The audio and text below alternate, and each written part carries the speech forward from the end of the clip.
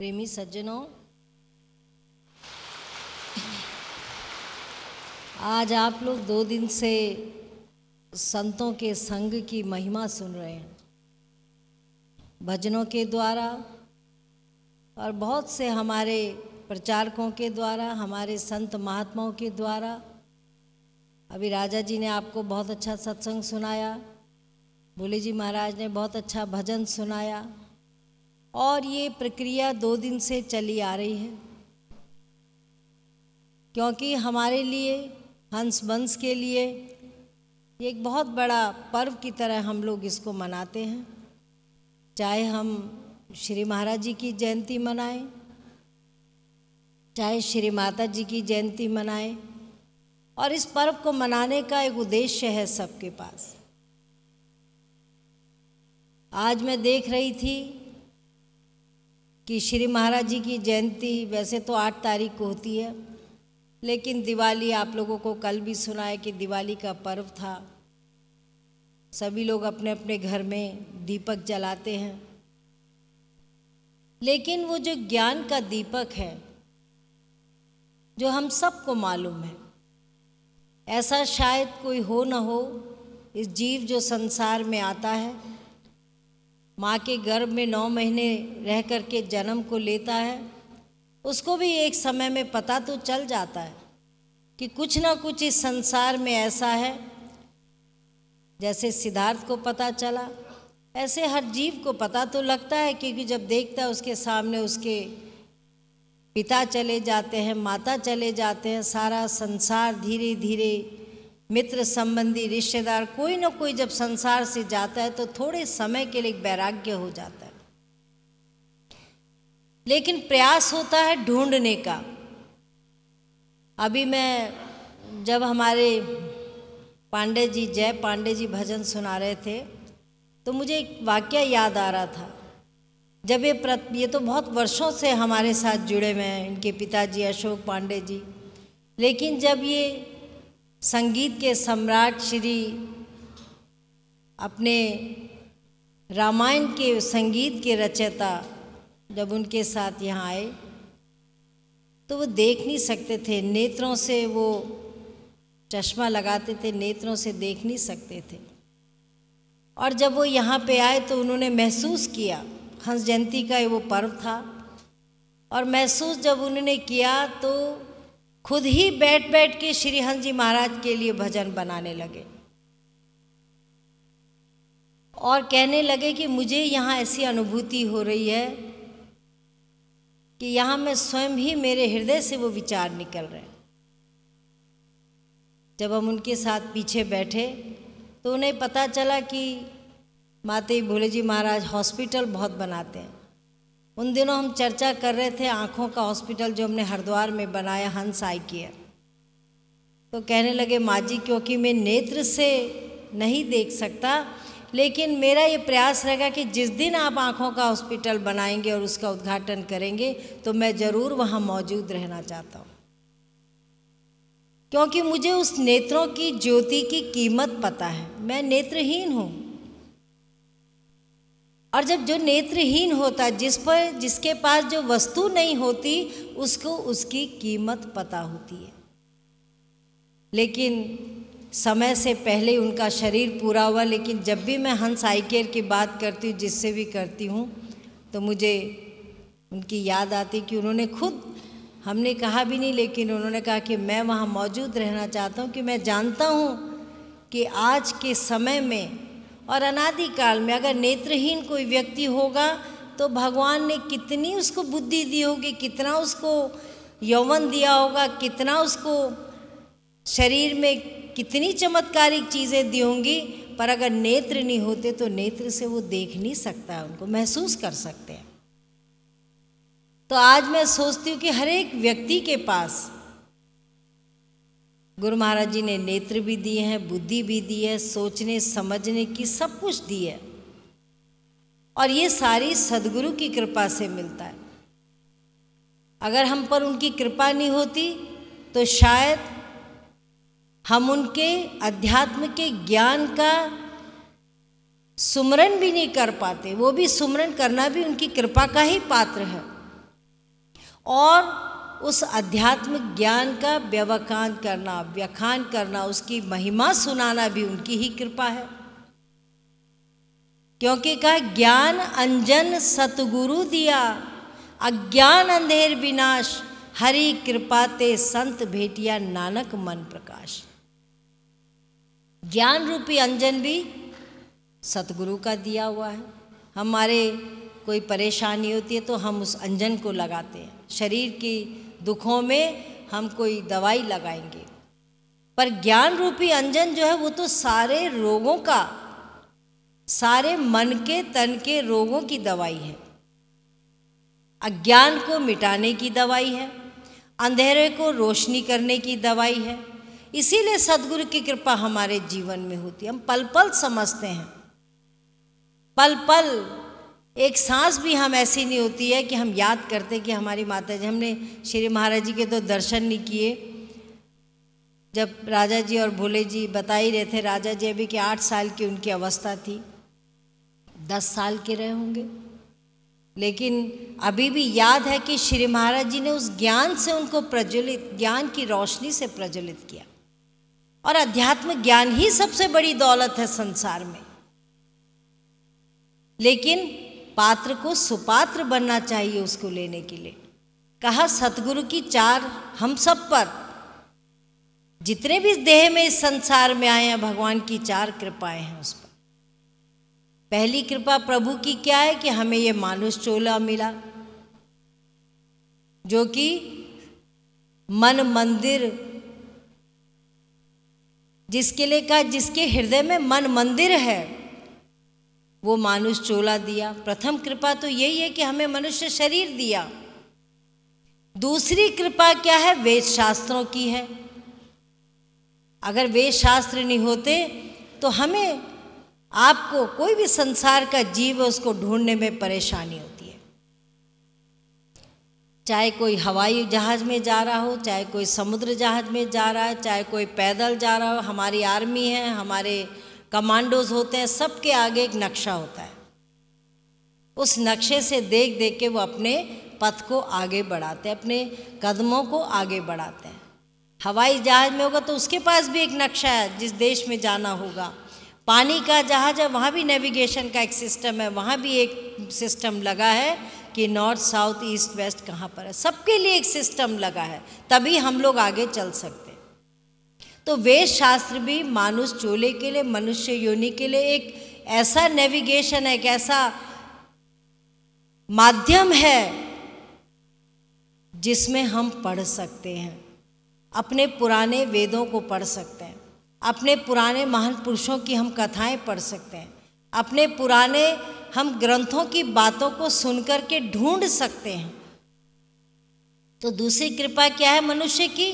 वेद शास्त्रों की। आप शास्त्र पढ़ते हैं, त्रेता की कहानी पढ़ते हैं, द्वापर की पढ़ते हैं, भगवान राम के जीवन को देखते हैं, भगवान कृष्ण के जीवन को देखते हैं, ऐसे महान शक्तियों के जीवन को देखते हैं, महान संतों का जीवन देखते हैं, पढ़ते हैं, और एक पल मन में ध्यान आता है कि ऐसा हम भी प्राप्त कर सकते हैं।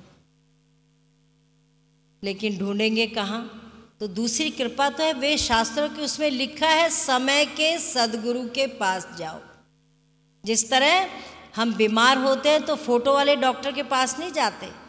फोटो चित्रों में बहुत बड़े बड़े प्रसिद्ध डॉक्टरों के फोटो होते हैं, उसके पास नहीं जाते दवाई मांगने। हमारा नेता एक समाप्त होता है, एक नेता की मृत्यु होती है, तुरंत चयन हो जाता है, दूसरे नेता को बिठा देते हैं। अगर देश का मुखिया, गांव का मुखिया का शरीर पूरा होता है तो तुरंत इलेक्शन करके उसके नेता को बिठा देते हैं। खाली नहीं कुर्सी भेजते, क्योंकि संचालक कौन करेगा। अगर किसी राज्य का राजा समाप्त होता है तो राजा के सिंहासन में दूसरे राजा को बिठा देते हैं। ऐसे ही वेद शास्त्रों में लिखा है कि समय का सदपुरुष, समय का सतगुरु, समय के सतगुरु की खोज करो। जिन खोजा तिन पाइया, गहरे पानी पैठ, मैं बावरी ढूंढन गई रही किनारे बैठ। जिसने खोजा, ढूंढा, इस तन से थोड़ा कष्ट किया, मन से कष्ट किया, ढूंढा, उसको जरूर मिलता है। जिसने खोजा, और जिसने नहीं खोजा तो नलके के पास, पानी के पास, समुद्र के पास हाथ में हाथ धर के बैठ जाओगे, पानी आपके मुंह में दोबारा नहीं आएगा। तो ये हमारे शास्त्रों में हर चीज़ का, वेदों में हर चीज़ की एक लिखा हुआ है, नियम के अनुसार लिखा है कि हे मनुष्य, अगर तू मानव है और महामानव बनना चाहता है तो तुझे धर्म के रास्ते पर चलना पड़ेगा। सबके भिन्न भिन्न हैं, कोई ऐसा है, कोई हिंदू है, कोई क्रिश्चियन है, कोई मुसलमान है, कोई और भिन्न भिन्न जाति के हैं। भगवान ने इस भूमि में सबको बनाया, उस परम प्रभु की सभी मानुष चोले में वरदान, और सब ढूंढते हैं, प्रयास करते हैं, सभी अपने अपने इष्ट को ढूंढने का प्रयास करते हैं। तो दूसरी कृपा तो वेद शास्त्रों की है। 4 प्रकार की कृपा में 2 कृपा तो हमने जान ली। तीसरी कृपा सद्गुरु की है। सद्गुरु ने हमें सुपात्र बना करके उसमें अध्यात्म का ज्ञान दे दिया, ज्ञान रूपी अंजन दे दिया। वो दवाई दे दी है कि तन की दवाई के लिए तो ट्यूब है, मन के दुख के लिए ये अध्यात्म रूपी अंजन है। इससे दुख होगा तो हम सब ऊपर देखते हैं, भगवान की ओर देखते हैं। ज्ञान रूपी अंजन दिया। और चौथी कृपा किसकी है? हम पर अपनी आप की कृपा है। जब चाहना ही नहीं चाहेंगे, जानना ही नहीं चाहेंगे, सुनना ही नहीं चाहेंगे, तो ज़बरदस्ती बैठ करके बिठा करके कितनी देर कोई सुना सकता है? आपके हृदय में भी प्रेम चाहिए सबको। उस चीज़ को जानने के लिए हमें उस प्रेम की आवश्यकता है। हमने अपना चौथी कृपा हमारी अपनी ही अपने आप पर है कि हम अपने तन में, मन में कहाँ कहाँ से हम प्रयास करके पहुँचते हैं। तो जानना तो हमने स्वयं है। चौथी कृपा तो हमारी, अगर हमने अपने आप पर कृपा नहीं करी तो वो ऊपर की 3 कृपा तो व्यर्थ चली जाएंगी। ज्ञान भी मिल गया, सतगुरु भी मिल गया, वेद शास्त्र का भी मिल गया, मानुष चोला भी मिल गया, पर हमारे जीवन में चौथी कृपा का बहुत महत्व है। चौथी कृपा हमारी अपने अपने आप पर है। मैं कई बार देखती हूँ लोगों को, सत्संग में बैठे रहेंगे लेकिन उस समय खुजली भी आएगी, कमर भी दर्द होगा। होता है कि नहीं होता है? घर के भी याद आएंगे। अब से याद आ गया होगा, अगर कोई घर में ताला लगा के आया होगा तो 2 दिन तक याद नहीं आएगी, लेकिन जब सत्संग में बैठेंगे, जब भंडारे में जाएंगे और चीज़ करेंगे। आज हम यहीं पे थे, 1:30 बजे तक सुबह दर्शन हो रहे थे, तो मज़े भजन का आनंद ले रहे थे, घूम रहे थे, फिर रहे थे, सब काम कर रहे थे। जैसे ही सत्संग में बैठेंगे तब सारे जीवन के दुख याद आ जाते हैं, खुजली भी याद आ जाती है, घर भी याद आ जाता है, परिवार भी याद आ जाता है। क्योंकि कर्म मनुष्य के ऐसे, जहाँ भगवान की चर्चा होगी वहाँ आलकस आ जाता है, जमाई आने लग जाती है। और अगर 3 घंटे पिक्चर देखने जाएगा तो आँख कान सब खुले रहते हैं, क्योंकि चित्रण है, किसी दूसरे के जीवन से संबंधित है। तो यही सबसे बड़ा कृपा हम अपने आप पे क्या कर सकते हैं? तन मन से हम अर्पित करें गुरु महाराज जी को। कई प्रेमी कहेंगे, माता जी हम भी तो आपके ही हैं, हम भी आपके ही हैं। तो वो हम भी आपके हैं, उसको आपके बनने के लिए कितना त्याग करना पड़ेगा। हम भगवान के सामने जाते हैं, हम कहते हैं भगवान मैं भी तेरा, तू मेरा है तो स्वतः ही मैं तेरा हूँ। लेकिन प्रभु के एक कृपा को समझने के लिए भी अपने जीवन के बहुत सा बलिदान देना पड़ता है। ये हमारे बाई जी महात्मा जी परिवारों से दूर है, किसी को अपना जन्म स्थान याद नहीं है, किसी को परिवार याद नहीं। उनका एक ही लगन है कि हम अध्यात्म के ज्ञान को आगे बढ़ाएं। इन्होंने सब कुछ समर्पण कर दिया गुरु महाराज जी के चरणों में, चाहे प्रचारक के रूप में हो, चाहे साधु संत के रूप में, उन्होंने जीवन को समर्पण कर दिया। और जिस जीव के अंदर समर्पण की भावना आ जाती है, कल्याण तो निश्चित है। कल्याण निश्चित है अगर हमारे अंदर समर्पण की भावना आ गई। अभी उन्होंने भजन गाया कि राम जी की सेना चली। भगवान राम तो अकेले थे, लक्ष्मण जी साथ थे, और विराट राक्षस रावण था, उसके साथ मुकाबला करना था। जगह जगह गए, नल नील का साथ दिया, सुग्रीव का साथ दिया। अब रामायण देखें तो बहुत आनंद आता है किस तरीके से पल पल में भगवान को देवदूत मिले, कैसे कैसे भक्त मिले, भिलनी जैसी तपस्या करने वाली मिली, नलनील जैसे सेवक मिले, हनुमान जैसे महान सेवक मिला। जैसे जैसे भगवान ने एक लक्ष्य का रास्ता लिया, उसको कोई ना कोई भक्त मिलता ही गया।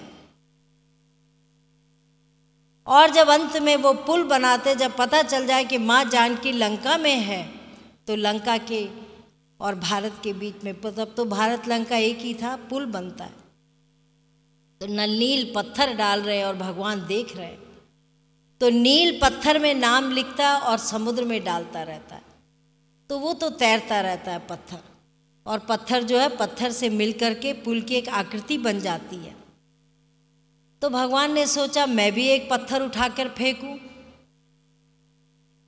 तो भगवान देख रहे थे, वो नाम लिख रहा था भगवान का, और जब भगवान ने स्वयं पत्थर उठाया तो वो समुद्र में डूब गया। तो भगवान कहते हैं नील, ये तो बड़ा चमत्कार है, जिस पत्थर पे तू लिख रहा है वो तो तैर रहा है, और जो पत्थर मैं फेंक रहा हूं वो तो डूब रहा है। तो नील कहता है, हे प्रभु, मैं पत्थर पे राम का नाम लिख रहा हूं, नाम, वही नाम अंजन सतगुरु दिया, वो नाम लिख रहा हूँ। और हे प्रभु, जो आपके हाथों पे आ गया और जो समुद्र में आपने डाल दिया, वो तो कैसे तर सकता है, वो तो चला ही गया, वो तो आपसे जो बिछुड़ गया वो तो डूबेगा ही डूबेगा। तो नाम में कितनी शक्ति है, जिसको हम ज्ञान का रूप देते हैं, नाम का देते हैं, उस नाम में कितनी शक्ति है, कितनी ताकत है कि वो रावण से भगवान के चरणों में आ जाता है। लेकिन राम भी अकेला कर सकते थे, लेकिन राम ने सेना साथ ली। कितना बड़ा एक पूरा अध्याय है राम की सेना के ऊपर, कितना बड़ा भगवान की कृपा रही होगी उन पर, कि जब अयोध्या में ऋषि मुनि आए और दशरथ से प्रार्थना कर ले कि हमें अपने बच्चे दे दो, हमारे यहाँ अहंकार और अत्याचार और बहुत बुरा व्यवहार हो रहा है संतों के साथ, तो आप इन 2 बालकों को दो। दशरथ ने अपने बालकों को साधु संतों के बचाने के लिए अपने बालकों को दिया। और जब विवाह तो भगवान राम वनवास में चले गए, लेकिन नुकसान किसका हुआ? अयोध्या वासियों का हुआ। फायदा किसका हुआ? उन वनवासियों का जिन्होंने सचमुच में आराधना की भगवान को पाने की, चाहे नलनील हो उसमें, चाहे सुग्रीव हो। तो बहुत बड़ा अध्याय है, लेकिन शिक्षा मिलती है कि हे जीव, छल कपट से हम भगवान को नहीं आकर्षित कर सकते हैं, भक्ति से हम भगवान को बांध सकते हैं। जब तक हमारे हृदय में प्रेम नहीं होगा भगवान के लिए, हमारे हृदय में एक भावना नहीं होगी जागृति करने के लिए, तो वही शरीर की खुजली, वो नींद, वो आलकस, वो हमें सताता रहेगा। तब सारे जीवन के दर्द याद आ जाते हैं, जहाँ हरि चर्चा निसुहाती। तो इसीलिए कहा जाता है तन मन, क्योंकि सत्संग एक माध्यम है। बड़े भाग्य पाइए सत्संगा, बिना ही प्रयास होत भवभंगा। एक घड़ी आधी घड़ी आधी ते पुनियाद, तुलसी संगत साधु की कटे कोटि अपराध। कितने करोड़ों अपराध से मुक्त हो जाते हैं हम पल भर भी सत्संग को अगर समझ जाते हैं। ऐसा होता है सत्य का संग, और जब सत्य का ही संग हो गया तो कपट, झूठ, लालच, ये सब हमारे पास नहीं आ सकता। इसीलिए बार बार सुनाया जाता है कि हे जीव, अपने आप को जिन खोजा तिन पाइया, गहरे पानी पैठ। प्यास लगी है तो पानी को तो पीना ही पड़ेगा। और जब पानी हम पी लेंगे, उस प्रभु की कृपा के पात्र बन जाएंगे, तो संसार के दुख तो दुख नहीं होते हैं, ये तो टेम्परेरी दुख है, थोड़े समय के लिए दुख होते हैं। जब लौ लग जाती है उस प्रभु से, तो उस लौ की ताकत में ये सब समाप्त होता जाता है हमारे अंदर ही, खोजना नहीं है, बाहर नहीं जाना है। एक रास्ता, एक दिशा निर्देश से हम लोग ढूंढने लग जाते हैं। जिस तरह हिरन होता है, हिरन की तो नाभि में ही कुंडल है। मृग नाभि कुंडल बसे, मृग ढूंढे बन माही, ऐसे घट घट ब्रह्म हैं, दुनिया जानत नहीं। हिरन की कथा भी आपको पता ही, हिरन की खुशबू सूंघता है। हमारे उत्तराखंड में मद महेश्वर है भगवान शंकर का, उस तरफ बहुत हिरन होते हैं। उधर घुसते ही जंगलों में आपको कस्तूरी की खुशबू आएगी। तो कहा मृग नाभि कुंडल बसे, मृग ढूंढे बन माही, ऐसे घट घट ब्रह्म है, दुनिया जानत नहीं। हिरन की खुशबू जब वो सूंघता है कस्तूरी की, तो उस कस्तूरी की खुशबू सूंघ के वो पागल हो जाता है, सिर मारता है, पटकता है, कई तो मर भी जाते हैं पटक पटक के, लेकिन वो उसको मिलती नहीं है। इसी तरह मनुष्य चोले के लिए भी कहा, और जिसको मिल जाती है उसको चाट के अमृत बन जाती है। ऐसे ही सबके हृदय में वो अमृत है, जिसको चाहे हम दैविक खजाना कहें, चाहे हम उसको भगवान की कृपा कहें, सतगुरु की कृपा कहें, लेकिन खजाना सत्य में वही है। और कठिन परेशानियां तो आती हैं, किसमें नहीं परेशानी आती। आदमी एक छोटा सा मकान बनाता है, परेशानी आती है। एक बच्चे की शादी करता है, कठिनता आती है। एक परिवार को चलाने में नित्य प्रतिदिन कठिनता आती है। ये तो इतना बड़ा परिवार है, परेशानियां तो आती हैं, वही हम लोगों को मजबूत बनाती हैं। हम देखते थे श्री माता जी अपने 25 साल उन्होंने गाड़ियों में और सड़कों में ही बिताया। 25 साल, जब से श्री महाराज जी का शरीर पूरा हुआ और उनके अंतिम समय तक 25 साल दिन रात उन्होंने सड़कों में, कभी गाड़ियों की भी व्यवस्था नहीं थी, गर्मी सर्दी कहीं जाके। और 2 दिन जब घर आते थे देहरादून, तीसरा दिन होता तो कहते मुझे कोई बुला रहा है, मुझे जाना है। और कहीं ना कहीं कार्यक्रम होता था, कहीं ना कहीं कोई भक्त का घर होता था, कुछ प्रोग्राम होता था, वो चले जाते थे। तो 25 साल उन्होंने जीवन में इस अध्यात्म ज्ञान के लिए एक प्रणय लिया, एक प्रण लिया कि क्या हम ऐसा कर सकते हैं कि जीव दुखी ना हो। हमें गुरु महाराज जी ने ज्ञान दिया है, हम क्यों नहीं इस ज्ञान को, जब श्री महाराज जी ने शरीर छोड़ा तो बहुत असंख्य पाकिस्तान में, कराची में, कोयटा में बहुत से भक्त थे। तब तो बॉर्डर नहीं होते थे, जा के उन्होंने संतों की तरह सब जगह प्रचार किया, ज्ञान का प्रचार किया। और प्रचार के बाद में अभी भी वहाँ पर जो गद्दी है गुरु महाराज की, वो अभी भी कराची में है, कोयटा में है। लेकिन जब उन्होंने शरीर पूरा किया, उसके बाद श्री माता जी ने एक संकल्प लिया, जिस संकल्प से उन्होंने कहा कि आज श्री महाराज जी का चाहे देह नहीं है, पर उन्होंने उस अध्यात्म ज्ञान से हम सबको अजर अमर कर दिया। आज उस अध्यात्म ज्ञान से हम औरों को भी अजर अमर करने का वरदान देते हैं। और ऐसा हुआ। आज चाहे बच्चों के रूप में, चाहे संत महात्मा के रूप में, चाहे प्रचारकों के रूप में, हर एक के जीवन में कुछ ना कुछ चमत्कार हुआ। मुझे याद आ रहा था, 2 बाई जी बहुत वृद्ध थी, तो तब हम 20-21 की हमारी अवस्था थी। तो जब वो अपने गांव से प्रचार करके आती थी, कोई 75 की थी, 70 की, श्री महाराज जी के समय के थे। एक तो उस समय के डिस्ट्रिक्ट जज की बेटी थी, लेकिन उनके पति का देहांत हुआ। उन्होंने अपने सारा जीवन गुरु महाराज जी के चरणों में लगा दिया। तो बताते थे कि माँ जी चमत्कार भी होता है जब भावना जैसी होती है, जब हम पल पल गुरु महाराज जी को याद करते हैं, पल पल उसी के समर्पण में अपना जीवन जीते हैं, तो हमारा रक्षक भी वही है, दिशा दिखाने वाला भी वही है, और इस मार्ग में चलाने वाला भी वही है। तो वो बताते थे, बहुत बुजुर्ग थी, एक छोटी अवस्था की उनके साथ सेविका थी, तो कहते एक बार गांव में, यूपी के किसी गांव की बात है, रात 2 बज गए, ना ट्रेन न बस, यही पता था कि ट्रेन स्टेशन पास में है। तो कहते हमें गांव वालों ने एक सीमा तक छोड़ दिया और वहाँ से हम लोग पैदल चलने लगे।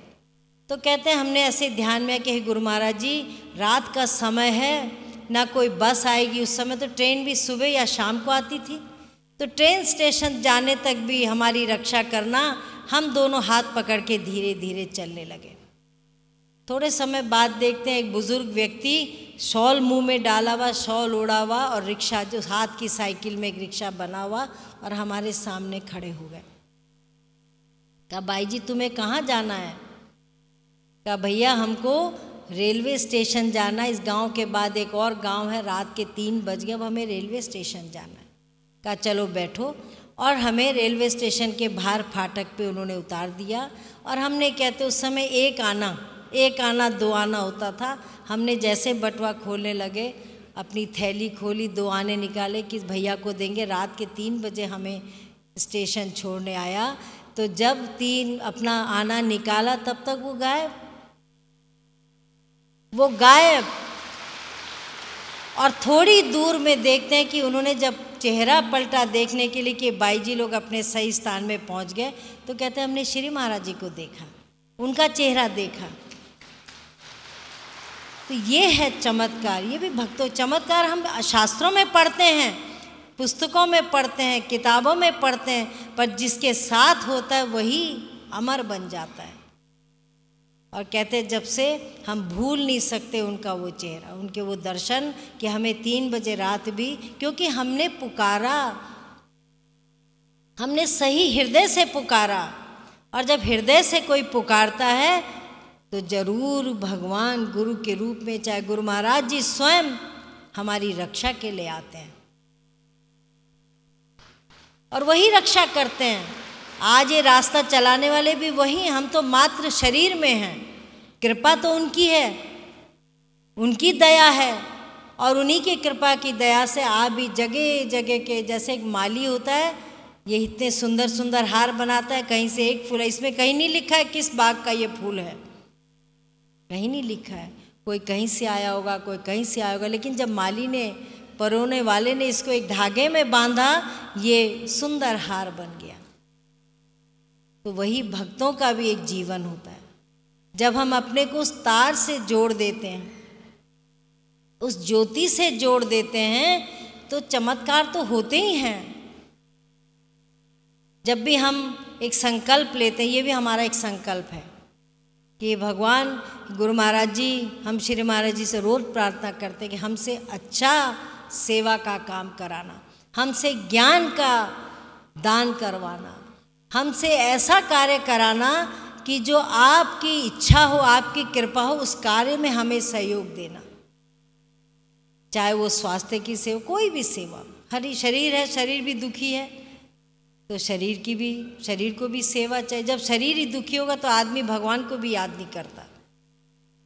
तो हर तरह की सेवा से जब हमने शुरुआत की, क्योंकि आज उनका जयंती का पर्व है, तो हमने यही कहा कि हे प्रभु, हम आपको ही, प्रभु आप ही हमारे सब कुछ हैं, आप ही हमारे लिए रास्ता बनाएंगे, आप ही हमारी कठिनाइयों को दूर करेंगे, पर हमें अच्छे काम करने की आप ताकत भी देंगे। और आज देखो 10 साल, हमें अगले साल हमारी फाउंडेशन को 10 साल हो जाएंगे, और इस आश्रम के निर्माण को भी 10-11 साल हो जाएंगे। आज तक ऐसा कोई कार्य नहीं है उनकी कृपा से, ऐसी कोई सेवा नहीं है कि कहीं हमें रुकावट आई हो। उनका नाम लेके चलते हैं, और राम की सेना की तरह हंस सेना भी साथ साथ चलती है, ऐसी बात नहीं। हंस सेना भी, और अब हंस का सेना का एक एक व्यक्ति छत्रपति की तरह है, शिवाजी की तरह है। उसने अपने जीवन को व्यर्थ नहीं गंवाना है। जिस तरह हमारा जीवन मनुष्य से मानव बना, मानव से महामानव बना, आज हम सबकी यही इच्छा है कि हर जीव जो गुरु महाराज जी के नाम से जुड़ जाता है, अपने कल्याण की तो सोचो, औरों के कल्याण की भी बात करो। जब हमने हॉस्पिटल बनाए तो बहुत परेशानी आई, कहीं कोई हुआ, कहीं कुछ हुआ, होता ही है समाज में। जब आप अच्छा काम करने के लिए निकलते हैं तो उतनी बुराइयां भी आपको मिलती हैं, बुराइयां मिलती हैं, ऐसी बात नहीं है। भगवान राम के साथ रावण भी था, कृष्ण के साथ कंस भी था। कौन सा ऐसा युग था जबकि देवताओं के साथ में दानव नहीं थे? पर महान पुरुष का जो कार्य होता है वो दानव भी फिर मानव बन जाते हैं देख करके। और जब बना बहुत सी परेशानी आई तो हम तो यही कहते थे, श्री महाराज जी, माता जी आपकी इच्छा होगी तो ये कार्य फूल की तरह जल्दी हो जाएगा। परेशानियां तो होती हैं, जीवन एक है ही परेशानियों का, लेकिन जब हमारा आधार, प्राणाधार हमारा मजबूत होता, हमको विश्वास होता है, तो उस विश्वास से हम सब कठिन से कठिन कार्य भी हमारा आसान हो जाता है। और यही आशीर्वाद हम उनसे निरंतर मांगते हैं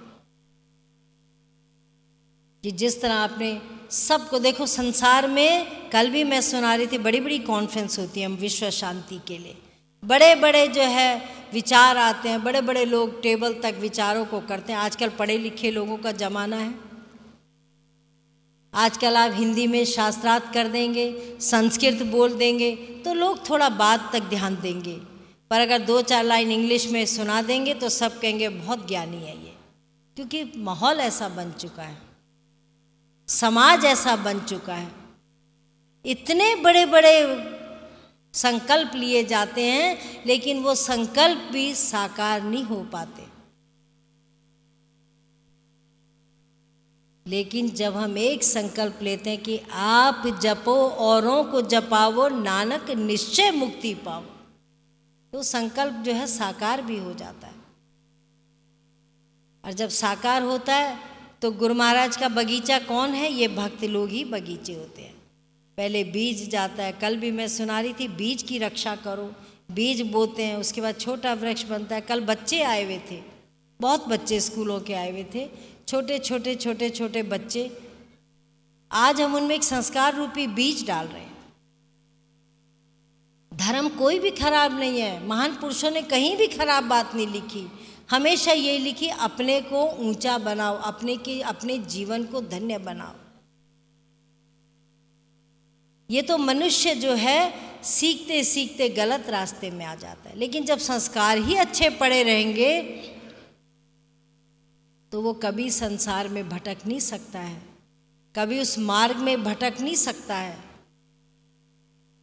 तो ये सबसे बड़ा हमें आशीर्वाद है कि हम अपने जीवन में इतने भाग्यशाली हैं कि हमारे जीवन में हमारे गुरु महाराज जी ने वो बीज रूपी हमारे हृदय में डाल दिया। अब हमारा कर्तव्य उसमें खाद दें, पानी दें, ठंड से बचाएं, गर्मी से बचाएं। ये तो भक्त का कर्तव्य है। जितना बचाओगे, जितना उसकी रक्षा करोगे, उतना ही वो फल देगा, उतना ही फल देगा और उतना ही हमें भक्ति का वरदान मिलेगा। एक बालक तपस्या कर रहा था और तपस्या करते करते बहुत बड़ा वृक्ष में था, बड़ा प्रेम था प्रभु से कि प्रभु कब मिलेंगे। तो नारद जी वहाँ से जा रहे थे। नारद जी देखते कि ये बालक इतनी तपस्या कर रहा है, तो नारद जी उसको कहता है, महर्षि नारद जी आप कहाँ जा रहे हो? कहा मेरा तो एक ही ठौर है, पृथ्वी से स्वर्ग, स्वर्ग से पृथ्वी। भगवान को मैं विष्णु भगवान के पास दर्शन के लिए जा रहा हूँ। कहा सचमुच आप भगवान के पास ऐसे ही चले जाते हैं? कहाँ? कहा एक प्रार्थना मेरी भी करना, प्रभु को कहना मुझे कब दर्शन होंगे, मैं उनके दर्शन का भाग्य सौभाग्य कब प्राप्त करूँगा। तो भगवान विष्णु के पास जाते हैं। भगवान नारद जी भगवान विष्णु को कहते हैं कि हे भगवान, आपका एक छोटा सा भगत आपकी प्रार्थना कर रहा है, आपके दर्शनों के लिए तड़प रहा है, तो कितना वर्ष लगेगा? वो मेरे प्रश्न के उत्तर का, अपने प्रश्न के उत्तर का इंतज़ार कर रहा होगा, मैं जाऊंगा तो वो इंतज़ार कर रहा होगा। तो भगवान कहते हैं कि नारद उसको कह देना जितने उस वृक्ष में पत्ते हैं उतना वर्ष लगे, उतना समय लगेगा। नारद जी जब नीचे उतर रहे हैं तो वो बच्चा इंतज़ार कर रहा है पेड़ के नीचे कि नारद जी मेरे लिए भगवान ने क्या आदेश दिया। कहा पहले तो सकुच आए कि इतनी छोटी उम्र में इतना कष्टमारी जीवन। फिर कहा कि बोलिए तो सही। कहा तेरे लिए एक ही उत्तर है कि जितने इस वृक्ष में पत्ते हैं उतना समय लगेगा तब तुझे भगवान मिलेंगे। वो तो नाचने लग गया, घबराने की बजाय वो नाचने लग गया, इतना प्रसन्न चित्त हो गया। तो नारद कहते हैं कैसा है? नारद ने कहा तुझे पता भी है कितने वर्ष लग सकते हैं? तो वो क्या उत्तर देता है कि आज तक मैं इंतज़ार में था कि शायद कभी होंगे या नहीं होंगे। आज तो भगवान ने मेरी प्रार्थना स्वीकार कर ली, दर्शन तो देंगे ही,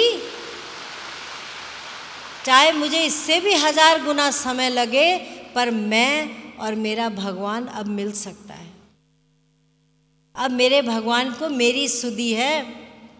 तो ये होती है लगन, एकता मन में। जब हमने ठान ली है कि हमने अपने जीवन को उच्च बनाना है, अपने जीवन को धन्य बनाना है,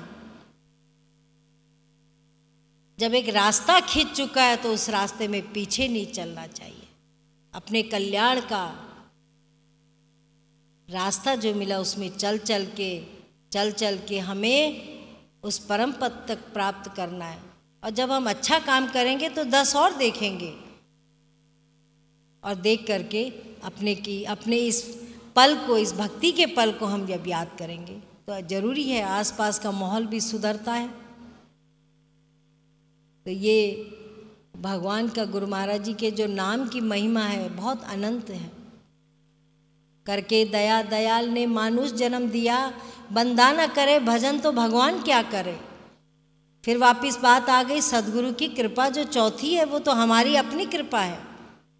इस मनुष्य योनि में इतना सुंदर सब कुछ दे दिया। दयाल ने तो दया करके जन्म दे दिया, मनुष्य चोला दे दिया, लेकिन हम लोग अगर भजन नहीं करेंगे तो भगवान भी क्या कर सकता है। भिलनी भी वही थी, भिलनी ने अपने प्रेम से, भक्ति से भगवान को इतना प्रसन्न किया सूखे झूठे बेर से। तो आज तो खैर ऐसी स्थिति नहीं है, सबको खीर भी मिल रही है, हलवा भी मिल रहा है, सब कुछ मिल रहा है। गुरु महाराज जी की इतनी कृपा है कि कोई भी शायद भूखा नहीं सोता होगा, खूब अच्छा पेट भर के। मैं पूछ रही थी रात की ठंड ज़्यादा हो गई, बिस्तरे बहुत हैं, कहा माँ जी बहुत गद्दे हैं, बहुत रजाई है, सारे भक्त लोग जो भी दूर दूर से आए हुए सबके लिए सुविधा है। क्योंकि अगर बीमार हो जाएगा कोई, ठंड लग जाएगी तो वो भी फिर उनके लिए कष्ट है। तो देखो एक ही कृपा चाहिए, सब कुछ की तो कृपा हो रही है, पर एक है जो हमें सोचना है, समझना है। सत्संग सुनने के बाद पल्ला झाड़ के नहीं जाना है।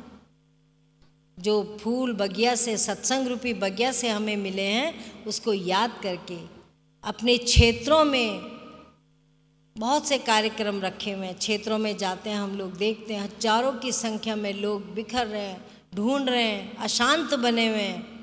और जब उनको एक स्तंभ मिल जाता है ज्ञान रूपी, तब वो अंतर्मुखी हो जाते हैं। और जब अंतर्मुखी होते हैं तो उन्हें दुनिया से कोई लेना देना नहीं, अपने अपने कर्म करें, 10 इंद्रियों से युद्ध कर और 11वें मन से तू मेरा सुमरण कर। भगवान भी यही कहते हैं अर्जुन को। और एकमात्र संसार में यही एक रास्ता है जो हमें अंतर्मुखी होकर के अध्यात्म के ज्ञान से हमें मन की शांति दे सकता है। नहीं तो भरे युद्ध क्षेत्र में भगवान कृष्ण भी अर्जुन को ना कहते, हे अर्जुन नाना शास्त्र पठेन लोके नाना देवत पूजनम, ए पार्थ बिना अध्यात्म ज्ञान सर्व कर्म निरर्थकम। कितना ही हम तीर्थ कर लें, कितना ही हम गंगा स्नान कर लें, कितना ही हम व्रत कर लें, अगर हमने उस कीमती तत्व को अपने आप जो हमारे हृदय में वास करता है, जब तक उसको नहीं हमने सुमरण किया तो सब यहीं का यहीं रह जाएगा। तो आप लोग, जयंती का ये अंतिम दिन है और अब अप्रैल में फिर श्री माता जी की जयंती होगी, आपको सूचित किया जाएगा। इस बार तो बहुत अच्छा है, अगले नवंबर तक भी जो है बड़े सुंदर समय में, दिवाली भी 27 अक्टूबर तक हो जाएगी, तो बहुत टाइम है।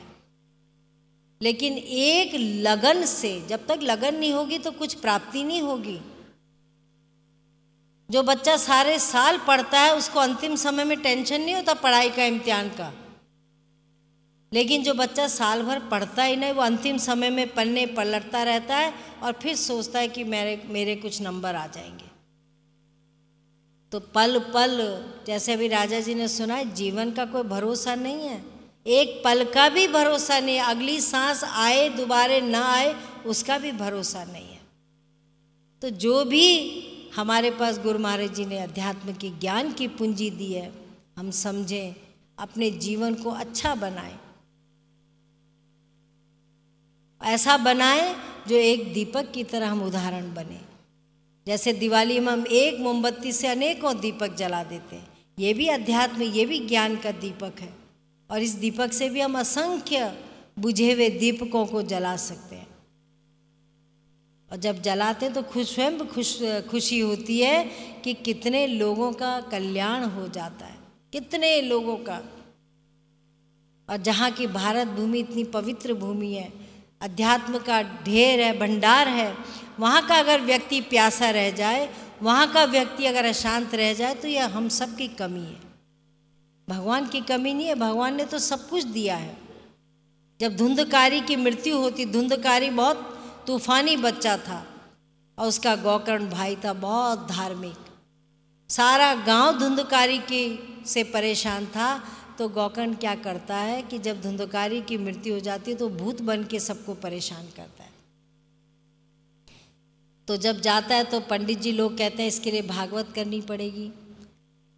जब भागवत रखी गई तो एक बांस का डंडा रखा गया 7 गांठ वाला, उसके ऊपर धुंधकारी कहता मेरी आत्मा कहाँ बैठेगी, तो उसके ऊपर धुंधकारी की आत्मा को बिठाया जाता है और भाई उसके लिए प्रार्थना करता, उसकी मुक्ति के लिए प्रार्थना करता है, क्योंकि जीते जी शरीर से तो कुछ किया नहीं, हमेशा विनाश का काम किया। तो जब जैसे जैसे भागवत की कथा होती है, जैसे जैसे ज्ञान की कथा सुनता है, अब शरीर होता तो अध्यात्म ज्ञान का अनुभव करता, लेकिन जैसे जैसे ज्ञान सुनता है, जैसे जैसे अध्याय बीतते जाते हैं, बांस की एक एक गांठ फटती जाती है और आखिरी की गांठ, जब आखिरी अध्याय होता है तो उसमें धुंधकारी जाता है, धुंधकारी की आत्मा चली जाती कि अब मैं मुक्त हो गया हूँ। पर अगर जीते जी ही हम इस मानुष चोले में, जहाँ अंदर हृदय में वो ज्योति जल रही है, तभी हम भगवान का सुमरन कर लें, तो किसी की आवश्यकता ही नहीं होगी आपके लिए कुछ प्रयास करने की। इसीलिए जो भगवान ने मानुष चोला दिया, उसके महत्व को समझें। जब महत्व को समझ जाएंगे, क्यों आए थे, क्यों जा रहे हैं। एक ने बड़ी अच्छी बात की कि खून का पानी बना है, ईंट की हड्डियों की ईंट बनी है, मांसपेशियों की सीमेंट बनी है और ये एक इमारत तैयार हुई है। एक हवा का झोंका आएगा और वो इमारत भस्म हो जाएगी, खत्म हो जाएगी, नष्ट हो जाएगी। तब कितना गैलन खून था, कितनी चर्बी थी, कितनी हड्डियाँ थी, सब समाप्त हो जाएगी। और तब चाह कर के भी हम जो है भगवान को प्राप्त नहीं कर सकते हैं। इसलिए खूब भजन सुमरन करें, अपने क्षेत्रों में जाएं, आप जपे औरों को जपावे, वो प्रयास को करें। और तब देखिए आपके अपने ही जीवन में कितनी बरकत होती है, कितनी कृपा बरसती है। और दया तो मालिक की आदत ही है। अगर दया नहीं होती भगवान के हृदय में, गुरु महाराज के हृदय में, तो उसकी अदालत सूनी रह जाती। हर एक के ऊपर दया करने वाला भगवान, हर एक के ऊपर कृपा करने वाला जब गुरु महाराज हमें मिल जाता है तो हमें कृपा का पात्र बनना चाहिए। इन्हीं शब्दों के साथ सबको दुआ आशीर्वाद, खूब भजन सुमरन करें और सत्संग में सहयोग दे। बाई जी, महात्मा जी प्रचारक जाते हैं, उसको एक भार न समझे, एक बोझ न समझें। अगर तुम बोझ समझोगे तो तुम्हारे लिए अमृत भी जो है उसका असर नहीं होगा। अगर बोझ समझोगे और प्रेम से कहोगे, प्रेम से करोगे, तो देखो प्रेम तो सब कुछ का सार प्रेम ही है। अगर प्रेम से, श्रद्धा की भाव से, एक कर्तव्य की भाव से करोगे कि ये हमारा धर्म है, तो बहुत अच्छा हो जाएगा। सारा ही, एक नहीं दो नहीं, अनेकों के जीवन में जो है एक ज्योति जल चुकेगी और जल भी रही है। इसलिए प्रयास करें अगले कार्यक्रम तक सारे क्षेत्रों में जहाँ जहाँ भी कार्यक्रम रखे हैं, बाई जी महात्मा जी आएंगे, सबका सहयोग दें और सबको एक ऐसा वातावरण पैदा करें कि जिससे आज हमारे भारत में बहुत अशांति हो रखी है। बहुत हम लोग जो है ड्रग्स के, शराब के भी कार्यक्रम लगाते हैं। जो बच्चे लोग, जो स्कूल की टीचरें लोग हैं, अध्यापक लोग हैं, प्रयास कर रहे हैं कि बालक से ही थोड़ा सुविधा क्या बोलते हैं उसको, सुधार होगा। और अगर भगवान को ही जान लेगा तो स्वतः ही सुधार हो जाएगा। तो इसलिए ऐसे वातावरण में तो बहुत आवश्यकता है भक्ति की, बहुत आवश्यकता है कि हम धर्म के नाम को, धर्म के आगे पताका को फहराए, जिससे कि राक्षसी प्रवृत्ति हमारे समाज से, हमारे स्वर्ण भूमि भारत से समाप्त हो जाए। इन्हीं शब्दों के साथ बहुत बहुत आशीर्वाद।